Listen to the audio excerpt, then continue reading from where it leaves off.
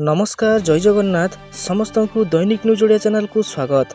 तो एबे दशम श्रेणी रिजल्ट प्रकाश पाई सारी किंतु एबे चातक भली चाहि रही प्लस टू रो पिला माने कारण प्लस टू रिजल्ट केबे बाहरिबो से नहीं समस्ते द्वंद्व रे अछंती। तो ये भिडियोटी को संपूर्ण देखु थांतु।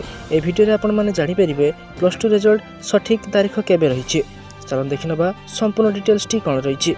तो एबे बाहरी दशम श्रेणी परीक्षा फलाफल एबे अपेक्षा केवल द्वादश श्रेणी परीक्षा फलाफल को नहीं एने एबे सूचना आसी कि मे तृतीय सप्ताह सुधा प्लस टू रिजल्ट प्रकाश पाई पारे। मे तृतीय सप्ताह सुधा प्रकाश पाइब प्लस टू रिजल्ट सूचना देले उच्च माध्यमिक शिक्षा परिषद परीक्षा नियंत्रक। आसंता 6 तारिख में प्लस टू रिजल्ट बाहर जो प्रचार होउथिला ताहा संपूर्ण गुजब अटे। मे 1 तारिख सुधा खाता देखा शेष हो जाइए। रिजल्ट प्रकाश नहीं प्रक्रिया चालू रही। निर्दिष्ट भाव केबे रिजल्ट बाहर से नहीं किंतु कौन सूचना दि जाए ना। जेबे समय धार्य हेबो शीघ्र जणाई दिया जिवो।